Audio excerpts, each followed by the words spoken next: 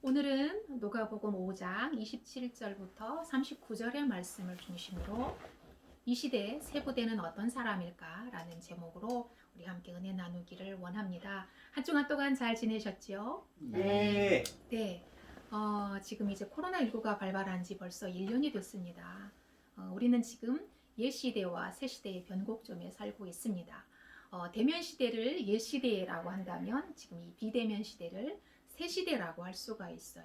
갑자기 바뀐 이 일상이 적응하기가 어렵고, 또 근무 형태가 갑자기 바뀌고 교육 형태가 완전히 바뀌어 버렸기 때문에 우리 모두가 혼란스러워했고, 또 지금도 여전히 혼란의 시간을 보내고 있습니다. 우리는 새로운 시대를 살아가기 위해서 옛 패러다임을 깨뜨리고 또 새로운 시대에 적응하기 위해서 노력하고 있습니다. 그런데 아직도 이 새 시대를 받아들이지 않는 사람들도 있고, 또 적응하려고 노력하기 싫어하는 사람들도 있습니다. 자신의 패러다임을 내려놓지 못하기 때문이에요. 여러분, 새 것을 받아들이려면 어떻게 해야 될까요? 옛 것을 버려야 됩니다. 그렇습니다. 새 것을 받아들이려면 지금 내가 가지고 있는 그것을 버려야 새 것을 받아들일 수가 있어요. 다시 말하면 담아들일 수가 있는 것입니다. 이제 본문으로 들어가면 예수님의 사역은 파격적이었어요. 그리고 한마디로 말하면 혁신 그 자체였습니다. 왜냐하면 몇천 년 이어온 프레임을 깨뜨리는 것과 같았기 때문이에요. 그러니까 당시에 있었던 사람들이 받아들이기 쉽지 않았습니다. 오늘 본문 말씀에서 예수님은 새 시대의 주인공으로서 새 시대가 왔음을 말씀하셨어요. 그리고 이 새 시대에 어떤 자세를 취해야 하는지 예수님이 분명히 말씀하셨습니다. 29절부터 31절까지 말씀을 보면 이렇게 되어 있습니다. 제가 세 번역을 읽어드리도록 하겠습니다. 29절부터 레위가 자기 집에서 예수에게 큰 잔치를 베풀었는데 많은 세리와 그 밖의 사람들이 큰 무리를 이루어서 그들과 한 자리에 앉아서 먹고 있었다. 바리새파 사람들과 그들의 율법학자들이 예수의 제자들에게 불평하면서 말하였다. 어찌하여 당신들은 세리들과 죄인들과 어울려서 먹고 마시는 거요? 예수께서 그들에게 대답하셨다. 건강한 사람에게는 의사가 필요하지 않으나 병든 사람에게는 필요하다. 나는 의인을 부르러 온 것이 아니라 죄인을 불러서 회개시키려 왔다. 라고 했습니다. 여러분, 우리 32절을 같이 한번 읽어보도록 할까요? 32절 시작. 내가 나는 의인을 부르러 온 것이 아니요 죄인을 불러 회개시키러 회개시키러 왔노라. 왔다. 네. 자, 세리들은 백성들의 세금을 걷어서 로마 정부에 바치는 일을 하는 사람이었어요. 죄인 취급을 받았고, 또 사람들은 그들과 상종을 하지 않았습니다. 사회 구성원이었지만 존중받지 못했고 구원에서 제외된 그룹이었어요. 또한 죄인들하고 한자리에 앉아서 식사를 하는 것은 더더욱 용납하지 않았습니다. 그런데 예수님과 사람들이 죄인들하고 한자리에서 파티를 하는 것을 본 이 바리새인들하고 율법학자들은 꼬투리를 잡고 시비를 걸고 넘어졌습니다. 이것에 대해서 예수님이 말씀하시기를 건강한 사람은 의사가 필요 없지만 병든 사람에게는 필요하다라고 말씀을 합니다. 그리고 나는 의인을 부르러 온 것이 아니고 죄인을 불러서 회개시키러 왔다라고 말씀을 합니다. 자, 주님은 옛 시대의 패러다임을 깨뜨리고 그다음에 새로운 패러다임을 제시한 거예요. 이상하죠? 자, 여러분, 그러면 이 본문에서 29절부터 지금 32절까지 말씀 가운데서 병든 사람은 누구고 건강한 사람은 누구일까요? 건강한 사람이 누구일까요? 첫 번째, 건강한 사람은 바리새인들과 율법학자들이었어요. 그들은 자신들이 건강하다고 생각했어요. 왜냐하면 율법을 잘 지키고 있었고, 또 스스로 경건한 생활을 하면서 경건하다고 생각하고 있었기 때문에 자기들은 의인이라고 생각했습니다. 자신들은 이미 구원받았다고 굳게 믿었어요. 그래서 주님을 필요로 하지 않았습니다. 그러니까 지금 이 본문 맥락에서 말하는 건강한 사람은 바리새인들과 율법학자들이었어요. 그러면 병든 사람은 누굴까요? 병든 사람은 바리새인과 율법학자들이 지적한 세리들이었어요. 그들은 세금을 삭복했어요. 그리고 죄인들은 율법을 어긴 사람들이었기 때문에 그들의 영혼은 병이 들어 있었습니다. 실제적으로 병든 자요, 실제적으로 죄인들이었어요. 그들은 영혼이 병들어 있었기 때문에 주님이 필요했죠. 그러니까 예수님은 자신이 필요로 하는 곳에 가서 그들과 함께 파티를 하셨다는 거예요. 왜냐하면 그들은 죄인이었기 때문에, 그들을 회개시켜서 의인을 만들어야 되기 때문에 그곳에 가서 함께 파티를 했다라고 하는 것입니다. 자, 그렇다면 여러분, 바리새인과 율법학자들이 진짜 정말로 건강한 사람들이었을까요? 아니요. 그럴 리 없습니다. 완전한 사람 없기 때문입니다. 스스로 건강하다고 의인이라고 생각하는 것이야말로 무서운 착각입니다.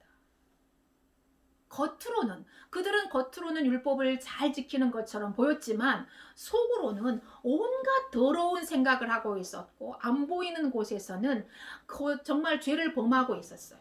그리고 마음속으로는 사람들을 정죄하고 교만까지 소유했기 때문에 그들은 진정으로 건강하지 못한 사람들이었어요. 그럼 다시 말하면 진짜 큰 병에 들어서 회복 불가능한 환자는 세리와 죄인들이 아니라 누구죠? 바리새인과 율법학자들이었어요. 그렇다면 어떻게 해야 할까요? 자, 주님이 정확하게 말씀하셨습니다. 38절에 새 포도주는 새 부대에 넣어야 한다 라고 말씀을 하십니다. 자, 바리새인들과 율법학자들은 묵은 포도주 맛에 길들여져 있었어요. 그래서 새 포도주를 싫어했습니다. 자, 이 말이 무슨 말이냐면 당시 사회는 율법을 중심으로 세상이 돌아가고 있었어요. 당시 사회는 율법을 중심으로 세상이 돌아가고 있었거든요. 그러니까 당연히 바리새인들하고 율법학자들은 기득권을 소유하고 있었겠죠. 그것을 빼앗기고 싶지 않은 거예요. 부와 권력을 놓치고 싶지 않았어요. 계속 세상의 주인 노릇을 하고 싶었던 거죠. 그러니까 새 포도주, 새 부대도 다 싫은 거예요. 왜냐하면 그거를 받아들이면 자기들이 가지고 있는 것을 버려야 하기 때문에, 포기해야 되기 때문에 싫은 거예요. 자, 여러분, 율법은 옛 시대의 낡은 유물이었습니다. 낡은 옷, 낡은 부대. 새 포도주이신 예수님을 담으려면 어떻게 해야 될까요? 반드시 새 부대여야 해요. 예수님 말씀하셨잖아요. 새 포도주는 새 부대에 담아야 한다라고 말씀하셨잖아요. 그러니까 새 포도주이신 예수님을 담으려면 낡은 부대를 버려야 되잖아요. 그리고 새 부대를 준비해야 되잖아요. 그죠? 그런데 이 바리새인들하고 율법학자들은 낡은 부대였다라는 거죠. 그러면 세리와 죄인들은 새 부대였다라는 말입니다. 그들은 율법을 다루는 자들인 이 바리새인들하고 율법학자들에게 철저히 소외됐던 사람들이에요. 무시된 사람들이었습니다. 율법을 제도화시켜가지고 정죄하기 바쁜 사회 속에서 그들은 아무런 혜택을 누리지 못했어요. 그래서 그들은 전혀 행복하지 못했습니다. 그런데 예수님을 만났는데 예수님은 자신들을 정죄하지 않는 거예요. 당시의 모든 사람들은 그들을 죄인이라고 정죄하고 말도 섞지 않고 이름도 불러주지 않았거든요. 그리고 심지어 한 상에 앉아서 식사하는 거는 절대로 하지 않았거든요. 그런데 예수님은 부드럽게 자신들의 이름을 불러주시고 그 다음에 부드럽게 자신들의 죄를 깨닫게 해주는 거예요. 그들은 그 주님의 따스함과 부드러움에 스며들어서 주님을 마음속에 담고 삶 속에 담는 새 부대가 될 수 있었던 겁니다.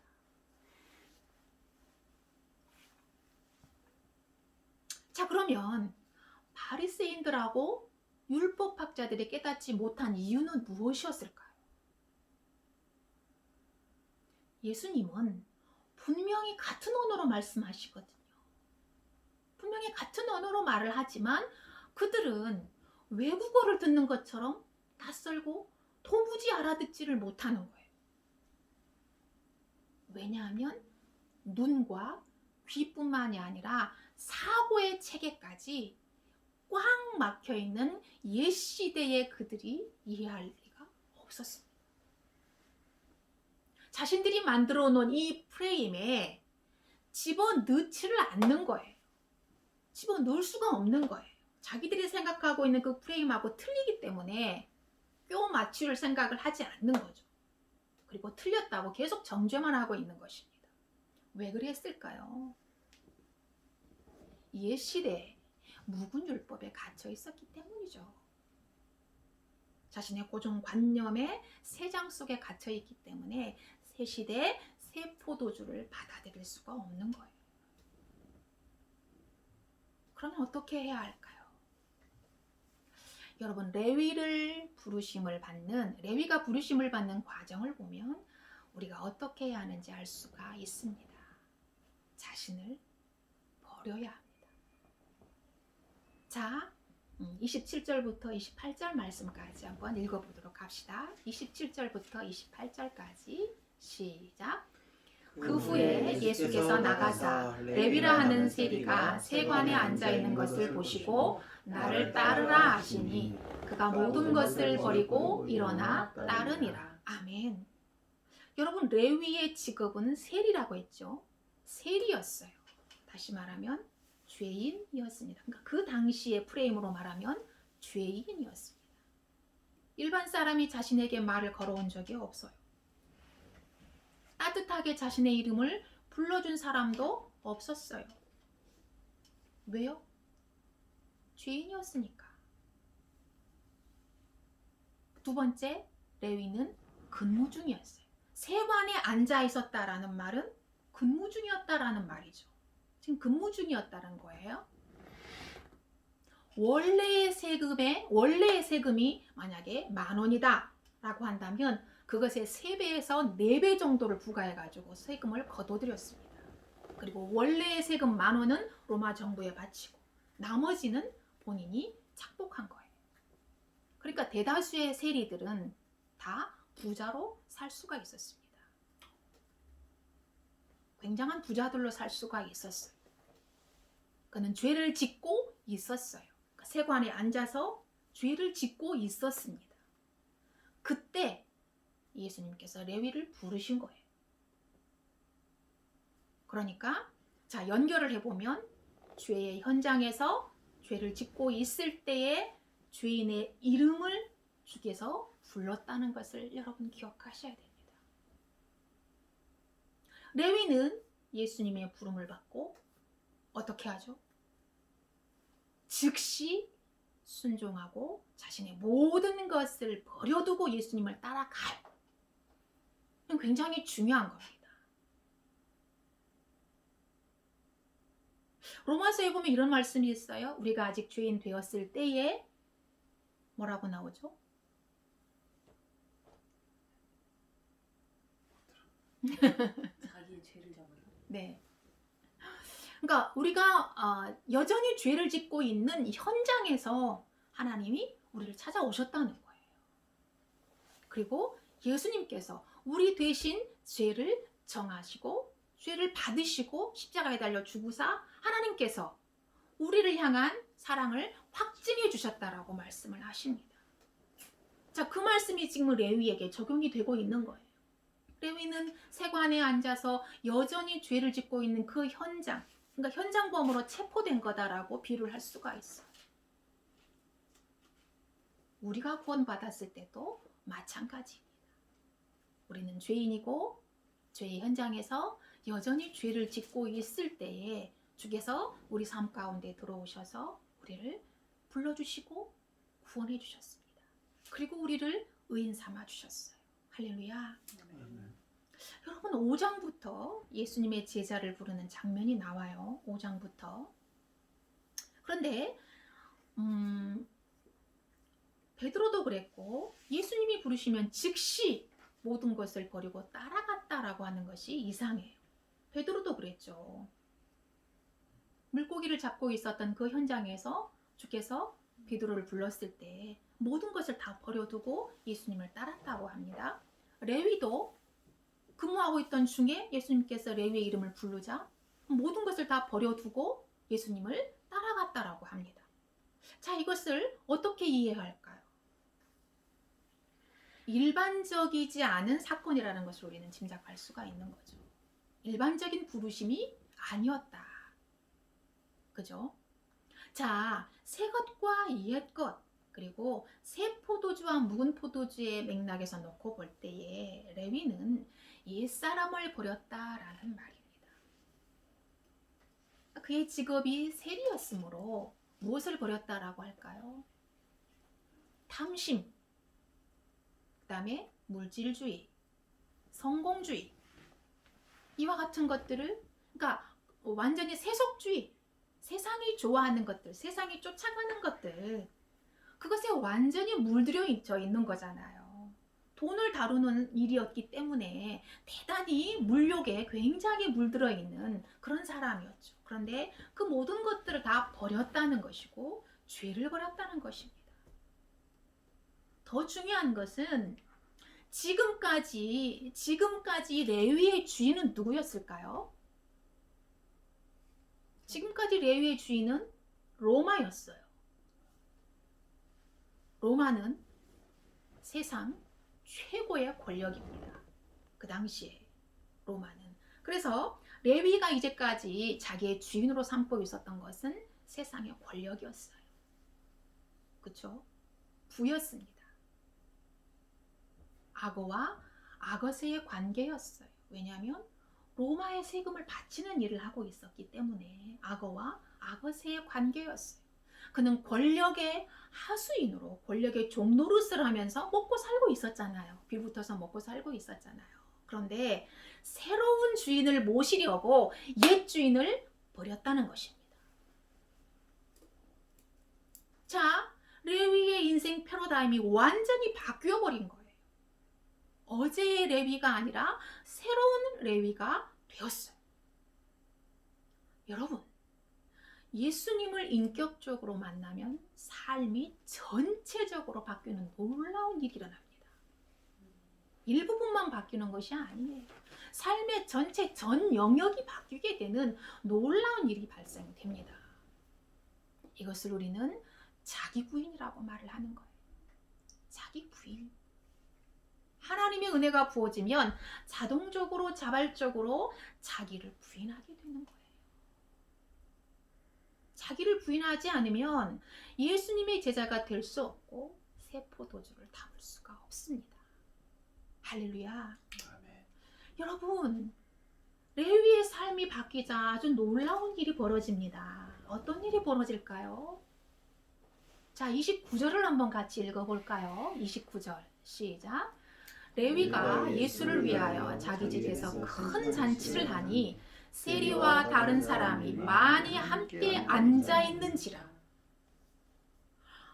이제까지 맛보지 못한 기가 막힌 인생의 맛을 경험하자 함께 근무하던 세리들과 그 맛을 공유하고 싶었던 거예요. 한 사람이 진정한 새 사람으로 세워진 결과 직장이 복음화되는 현장을 우리는 지금 목격하고 있습니다. 이게 지금 무슨 말이죠? 레위가 직장 동료들을 전도했다는 것 아닙니까? 그죠? 그래서 전도해서 많은 세리들을 예수님 앞에 지금 앉혀놓고 같이 한 상에 둘러앉아서 지금 파티를 하고 있는 거예요. 그런데 더 놀라운 것은 다른 큰 무리의 사람들도 같이 앉아서 파티를 하고 있다는 것이 더 놀라운 겁니다. 자, 옛 시대에서는 정말 상상할 수 없었던 일이 벌어지고 있는 거예요. 뭐죠? 예수님은 지금 새 시대가 왔다는 지금 증거잖아요. 그죠? 지금 이와 같은 일이 벌어지고 있다는 것은 옛 시대가 가고 새로운 시대가 왔다는 거예요. 그러니까 예수님이 가는 곳마다 파티가 이루어지고 축제가 이루어지는 것입니다. 여러분, 새 부대에 새 포도주를 받아들인 결과 인생이 축제가 되는 것입니다. 새 시대가 열린 증거입니다. 새로운 것을 받아들이려면 자기를 부인하고 옛 것을 버려야 합니다. 아멘. 버리지 않으면 새 것을 담을 수가 없어. 그리고 겸손하게 들을 자세와 그리고 받아들일 자세를 갖춰야 됩니다. 여러분, 새 포도주를 담아서 인생의 축제가 되시기를 축복합니다. 아멘. 자, 그러면 이제 우리 한번 적용을 해봅시다. 마지막으로, 그렇다면 이 시대의 새 부대의 사람은 어떤 사람일까요? 이 시대의 새 부대의 사람, 헌 부대가 아니어야 합니다. 헌 부대가 아니어야 합니다. 다시 말하면 묵은 포도주를 담고 있지 않아야 해요. 묵은 포도주를 담고 있으면 헌 부대죠. 그죠? 새 부대가 아니에요. 예수님 분명히 말씀하셨잖아요. 새 포도주는 새 부대에 담아야 한다라고 했잖아요. 그러니까 헌 부대는 묵은 포도주를 지금 담고 있다면, 내가 지금 묵은 포도주를 담고 있다면 나는 새 부대가 아니고 헌 부대인 겁니다. 그러면 묵은 포도주는 뭘까? 묵은 포도주는요, 내가 만든 기준이에요. 내가 만든 프레임. 그러니까 신앙생활함에 있어서 내가 만든 프레임들이 다 있어요. 나만의 어떤 복음, 내가 복음이 다 있단 말이에요. 기복적인 신앙, 형식적이고 타성에 젖은 신앙, 그 다음에 종교 행위와 같은 신앙생활, 이와 같은 것들이 묵은 포도주라고 할 수가 있는 거예요. 말씀에 대한 갈망, 기도에 대한 갈급함, 예배에 대한 사모함이 없는 것, 죄에 대한 고통과 아픔이 없는 것, 이런 것들도 묵은 포도주입니다. 난 여전히 세상을 쫓아가고 돈을 좋아하고 물질을 좋아하고 성공을 너무너무 좋아하고 갈망해. 그런데 나는 아프지 않아. 전혀 죄책을 느끼지 않아. 그러면 난 여전히 묵은 포도주를 지금 내 속에 담고 있는 거예요. 나 구원받았어. 예수님 믿으니까 구원받았어. 그러니까 성도의 의무와 책임의식 없이 대충 그냥 살아도 된다는 식의 무감각이 묵은 포도주입니다. 또 이런 게 있어요. 신앙생활 오래 하면 우리 그 놀이공원에 가면 대관람차 있잖아요. 동그란 대관람차 딱 타면 칙칙칙칙 올라가는 거 있죠. 신앙생활 오래 하면은 이 대관람차가 올라가듯이 집사되고 권사되고 안수집사되고 장로가 돼요. 그러면 안수집사, 권사, 장로가 무슨 타이틀이 있냐, 명함을 새겨서 다니는 사람도 있어요. 특히 대형교회 다니시는 분들, 대형교회 어디 교회 장로, 어디 교회 안수집사라고 명함에다가 새겨가지고 다니시는 분들도 있더라고요. 교회의 주인 행세를 합니다. 그리고 자신들의 뜻과 맞지 않으면 담임 목사를 쫓아내기까지 합니다. 이와 같은 것들이 묵은 포도주예요. 이런 모습이 학습화되고 고착화되어 있으면 새 부대가 될 수 없습니다. 여러분, 새 부대는 묵은 포도주를 버리는 것입니다. 깨뜨리는 것입니다. 이것을 아까워서 절대로 버릴 수 없다라고 가지고 있다면 나는 여전히 헌 부대인 것입니다. 날마다 새 마음으로, 새 고백으로 자신을 주님께 드리는 사람이 새 부대의 사람입니다. 내 삶과 나의 모든 것이 주님으로부터 온 것임을 인정하고 주님께 헌신할 준비가 돼 있는 사람, 이 사람이 바로 새 부대입니다. 나는 죄인입니다. 인정하는 사람입니다. 내가 죄 짓는 것 때문에 괴로워하고 고통스러워하고 영혼의 고통을 느끼는 사람, 통증을 느끼는 사람이 세 부대입니다. 나는 주님의 치료가 필요한 사람이다 라고 겸손히 인정하는 사람이 세 부대. 나는 주님의 긍휼이 필요한 사람입니다. 주님의 긍휼하심이 없으면 나는 살 수 없습니다 라고 늘 주의 도우심과 긍휼하심과 주님의 은혜를 사모하고 늘 그 은혜 가운데 내가 살기를 원하는 사람이라면 그가 바로 세 부대인 것입니다. 여러분, 주의 말씀 안에서 나 자신을 개혁해 나가는 저와 여러분이 되시기를 진심으로 축복합니다. 아멘. 여러분 세 부대가 되시기를 진심으로 축복합니다. 할렐루야. 아멘. 우리 이 시간 말씀을 생각하면서 함께 찬양하기를 원합니다. 함께 찬양하기 원하는데요. 우리 고단한 인생길을 걷는 우리와